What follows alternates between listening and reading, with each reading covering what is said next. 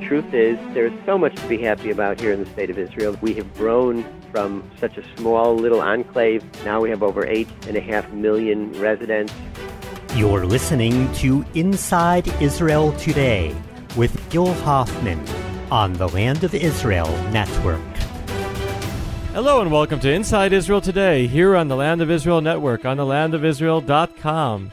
And we've had a tradition here on this show going back years now, going back to the show on that other network that we had, in which before holidays we speak to Rabbi Stewart Weiss, the wonderful columnist in the Jerusalem Post who inspires so many people with his columns, especially before holidays. And I've kept a column that he wrote about Passover and 10 talking points for Passover about 10 years ago. I've kept in my Haggadah, and I've reviewed it with my children, including just a few days ago, and it still inspires me every year. It also proves that I forget every year before Passover starts what we're supposed to say at the Seder, and so that's why it's great that we have Rabbi Weiss back here on the line. Rabbi, thank you for coming back here on Inside Israel Today on the Land of Israel Network. How is this year different than other years, to paraphrase the Seder? Well, good morning, good day to all the listeners out there, and thank you, Gil Hoffman, for your usually great radio broadcasts that we all appreciate and enjoy. Well, this Pesach, in many ways, of course, every year we are going through the same ritual and the same reading from the same Haggadah about Pesach. And as the Haggadah tells us, in every generation, there are those who stand up against us and wish to harm us, but God always saves us. And this, of course, is true as well this year, because we are surrounded by a lot of hostile neighbors. We are the subject of a lot of demonization and anti-Semitism. And so, unfortunately, that is no different than other years, and we have to deal with it. And the Haggadah warns us that this, for better or worse, is going to be something that we deal with on an ongoing basis. On the other hand, what's different this year is that we have this wonderful opportunity to celebrate the 70th year of Israel, and particularly our ancient and eternal capital of Jerusalem, which, having been declared officially by the United States as our capital, is a wondrous event that has not occurred for 70 years. It's something we've always wanted and waited for, and we're very privileged to live in a time when this has come true. The Haggadah itself virtually ends with this famous statement of L'Shana Haba b'Yerushalayim, next year in Jerusalem. And so we are celebrating this year in Jerusalem, and hopefully many years to come in our unified capital. And we hope that not only the United States, but other world powers will follow suit and will recognize Jerusalem for what it's always been, and that is the eternal capital of the Jewish people. And that's what history and geography and archaeology and everything else shows. And we hope that we will be safe and sound and united in our wonderful country with Jerusalem as capital. So this year, saying next year in Jerusalem can be especially meaningful, having knowing that in the next few weeks there's going to be an American flag over an official embassy here in Jerusalem. That definitely makes this year different than other years, and the Seder perhaps even more special. My next question to you then would be about the other event in which Passover is being referenced, which is Netanyahu.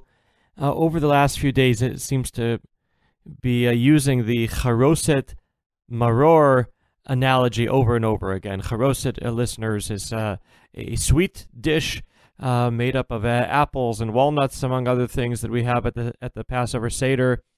Maror are bitter herbs, and he said in a speech to Likud activists in his pre-Passover toast on Thursday that there are people in this country who focus on the maror, insist on focusing on the bitter herbs, but the majority focuses on the charoset, on the sweetness. And then yesterday, he did it again. Yesterday, he, when he was speaking after an investigation by police, He said, "I will celebrate the holiday with plenty of charoset and 0 bitter herbs." So, Rabbi, what do you think about that analogy? And do we really have to have the maror? Well, I would say that, there always is some bitter with the sweet. And Mr. Netanyahu, who I respect very, very much as a great leader in Israel's history and in Jewish history. And I think Mr. Netanyahu as well is correct in emphasizing that we really need to stress the positive and focus on the positive because there's so much positive. Yes, there are some bitter times. He's facing his own some bitter issues, but the truth is that there's so much to be happy about here in the state of Israel. There's so many good things which are surrounding us, and as we look back and we see how much progress we've made, where we have grown from such a small little enclave of 600,000 in the opening years of the state. Now we have over 8.5 million residents, and the country is just doing, thank God, phenomenally well. And so although the Haggadah does indeed tell us that we have to remember the bitterness of the past and we have to deal with that, but at the same time, our focus is always forward and always on something positive. And I hope that it's going to be a positive outcome and year for our Prime Minister and the government as well. You can only appreciate the sweetness after you've had the bitterness, indeed, Rabbi. A few weeks ago, we had on our show the issue of migrant workers, and the expert who I interviewed from the Jerusalem Post was Dan Eisenbud, and I want to pay tribute to him on this show because Dan Eisenbud is no longer with us, tragically. And I recommend to our listeners to go back and listen to his brilliance from that show on thelandofisrael.com. But the reason why I'm bringing this up here is that this coming Saturday night, when in Israel we don't have a second Seder like they do in the diaspora, there's going to be a Freedom Seder at the Kol HaNeshama Reform Synagogue, in which the Miklat Yisrael organization that helps migrant workers is going to be focusing on the Seder and how it relates to the issue of migrant workers and what they're going through. I don't know what to think about this. Do you have any thoughts about this, Rabbi? Well, the immigration question is very complex and multifaceted. We are a compassionate people. We always have been. We come from a diaspora that often mistreated us. We have to reach out and we have to show compassion for others who are less fortunate. And indeed, there are many of these immigrants who need, who are fleeing from war-torn countries and are poor and need help. We must balance that, of course, with the fact that every country on earth has to have its own immigration laws and decide who can and cannot become a citizen and how do you become a citizen. And the flow of illegal immigration into any country is very problematic. Israel in this administration has tried very hard to prevent massive amounts of illegal immigration, which is proper. For those who have come here and are already here, we have to try to find a solution so that Israel has to remain a Jewish state, neighborhoods have to stay safe, crime has to be kept down. We have to, whatever we do, we have to do it with compassion, and we have to try to really see both sides and help those where we can help them. And for those that are here illegally and are breaking the law, we have to deal with that as well. So it is complex, but hopefully we will find a way, a Jewish way, to deal with this problem and keep the country strong and secure while at the same time exercising a certain amount of restraint and compassion. Absolutely. We who have been slaves need to have empathy for people who are in difficult situations in Israel and around the world. And yet, on the other side, if this is a Freedom Seder and they're being compared to the Jewish people, does that make Israel like Pharaoh? I don't know. we'll take a break to allow people to think about that. And when we come back, we'll talk more about the educational aspects of the Seder. Stay with us. Hi, this is Josh Haston, host of Israel Uncensored here on the Land of Israel Network. Tune in every Monday to hear the latest news coming from Israel, plus interviews with top Israeli politicians, media personalities, and activists, all doing their part to counter anti-Israel propaganda and BDS. Don't miss a minute. Be sure to stream or download all of the amazing programming from our wide range of hosts here at the Land of Israel Network on thelandofisrael.com. And we're back here on Inside Israel Today on the Land of Israel Network, where we are speaking to Rabbi Stewart Weiss, columnist of the Jerusalem Post, about Passover. So perhaps the best Seder I ever had was a Seder that I did a few hours before the Seder. I just took my children and I said, let's just review by focusing on the good parts. We had the good food while we were singing the songs and going over the most inspirational parts of the Seder. This was not Seder night itself, and it felt very special. The Seder itself, though, has a lot that has to be said. There's a whole Haggadah where we're going through Hallel and the Psalms that we say on a regular Shabbat morning, and it's a bit long. Rabbi, do we really have to say it all if our goal is really to keep our children involved? Well, we have our text, and we can try to be creative within the context of the Haggadah, but the Haggadah contains a tremendous amount of wisdom. We certainly have a priority to make this exciting and enjoyable for the kids. To that extent, we should try to move forward as quickly as we can to what we say the meat of the Seder, where we're getting to the main, to the matzah, to the maror, to the meal, of course, to the songs. So we want to make sure to balance by giving a lot of material and insight and wisdom at the same time to move forward. There's no problem with people reading silently for a while, which makes things go faster, and then focusing on a few particular items. I always try to focus on the Dayenu, because the Dayenu is such a beautiful song, and the message, which seems at first problematic, it would have been enough. Would it have been enough if the sea was split and we did not cross to the other side? And the answer to that is that we don't have to always look ahead of us. We should appreciate and have gratitude for everything God does for us here right now at this moment. What will happen tomorrow and the next day, in the future, well, we'll take care of that when it comes. But for now, let's not worry too much about things to come when we have so much to enjoy right here. And that's an important message of the Dayenu and of the Seder in general, which is all about gratitude. And so we want to impart certain messages to our kids and to our family and to ourselves. And at the same time, we know that there's beautiful, beautiful portions of the Haggadah.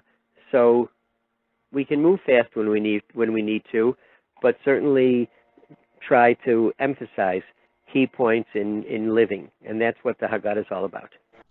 So, what would you add to the Dayenu if the Rabbanut Rashid or whoever would be musmach to do that would say, the Dayenu ends where it ends, but a lot has happened to the Jewish people since? How would you update it? Well, I think if we could have a modern-day Dayenu, Gil, and this would make, I think, a very attractive bestseller, that we would talk about all the great things that have happened to us since the state was established. The Independence War in 48, and the Six-Day War, and the Yom Kippur War, which was a great victory, and the ingathering of the exiles, and the rise of Israel as a technological and economic power. And at any point along the way, we can stop and say, Dayenu, this would have been enough. This is great in and of itself, and all the more as we go further and come further, and we know that we're not done yet. There's lots of other great challenges and achievements ahead of us, and so we could easily write a brand new Dayenu just in the 70 years that we've been here in Israel. By the time we get that, hopefully the Disneyland that they're talking about building in Dimona will already be built, and we can end with that. or Mashiach coming, one or the other. So Haggadah is another song that's very special, in which we talk about the nations of the world coming and going, or I guess being bitten by each other, and in the end, there's just one little goat. Why are the Jews? Why is Israel compared to a goat? And what's the end of that story? Well, we are typically compared to a goat or a sheep, sometimes surrounded by 70 wolves, representative of all these nations, even today, which surround us and which are malevolent and hostile toward us. But certainly in history, all these civilizations that came after us and tried to destroy us, and yet this little sheep, this little seemingly helpless lamb, always survives because we're protected by the Almighty, and that is, of course, the symbol. And it's really a very, very potent idea. This song that technically ends the Pesach Seder is actually a lovely way to keep children interested. It's a very sing-along type of a ditty, but at the same time it sends an important message that throughout history, this whole idea of there were those who will rise up against us, but God always protects us. He's the faithful father guarding the goat or the sheep, and as long as we do our share, we remain faithful Jews, then God is always going to protect us. So that's a beautiful way to end the Seder. Now, this year is a little strange in that we're having another day at the end there. Around the world, the holiday lasts for 8 days, and for us, it lasts only 7, and then comes Shabbat. Can we buy our chametz back, like in the split second between when Pesach ends and Shabbat begins, and then be able to have the whatever we snuck away and sold? Can we buy it back? This year is again unique in that all Jews will have 8 days for spending together for Passover. For us, the last day is actually, the 8th day is really the day after Passover. For the diaspora, it's the last day, the 8th day of the Passover. We'll be together, and that's a great thing. We will be on separate tracks for the Torah reading for 6 weeks, because we'll restart our Torah reading already on the 8th day, where the diaspora will wait a week. But we'll get back together in 6 weeks again when we combine and be back at the same Torah reading. So an interesting little footnote to this 8-day holiday. That's really beautiful that we'll be all there together. I want to ask you the most controversial question, and I'm going to say in advance that I will not necessarily take this as a psak, as an opinion of Jewish law that it will have to obligate me. But how do you handle the question of kitniot that thousands of years ago looked like chametz, so the rabbis made a fence and said that you can't eat various products that now are very much a part of a lot of basic products, and in Israel in particular, because Sephardim never adopted the custom of not having kitniot the way Ashkenazim did, most of the products on the shelf do indeed contain kitniot. If we're modern Israel and we're all together, shouldn't we be eating the same thing, Rabbi? Ever since I came to Israel 26 years ago, we've been asking the same question. When are we all going to be on the same page in terms of the diet? Why do we have to keep the laws of kitniot? Well, this is a complex issue because it's a decree that was accepted by the Ashkenazi community. It's not so easy to just do away with the decree. Maybe we would if we had the apparatus, but then again, maybe they would add certain other foods that we can't eat, so who knows? But we have modified it a bit in that in today's day and age, there are many authorities that say derivatives of the kitniot, although we might not eat rice or corn or beans or peas, but we might have the derivatives, certain soy derivatives like lecithin or certain oils like canola that many authorities permit. Probably, so someday perhaps we may come together on this issue. I'm not all that optimistic it will happen, but there's always a lot of talk about it and always a lot of sentiment to do it, but so far no binding authority that really stands up and says, yes, you can do it with a full conscience. One way to get around it, as 2 of my daughters did, thank God, they married Sephardic husbands, and now they and their families are eating whatever they want in terms of the kitniot on Pesach. I would close by saying that it is the 70th year of Israel. It's a wonderful occasion. King David in his Psalms said that the normal age of a person is 70. That may be true about an individual, but for a nation, we are still very, very young. 70 is really just a child. We have so much room to grow, and there are so many more things to accomplish on top of all the miracles that we have performed here. And so even in the 70th year, we look back and reflect on how great a country we have built, a magnificent country, but at the same time we know that we have a great future ahead of us and that we're going to accomplish even more, and we will hopefully do this in consort with a much more friendly world, and indeed we will be that light unto the nations that the prophets always urged us to be, and I think we have been to a great extent in leading the world in many issues of morality and discovery and creativity, and we're going to do much more in the future. So to all the listeners, to Gil and to everyone connected with the radio show, have a wonderful Pesach Kasher V'Sameach, and enjoy your Seder. Rabbi Stewart Weiss, Ra'anana, and a columnist of the Jerusalem Post, thank you so much for coming here on Inside Israel Today on the Land of Israel Network, on the Land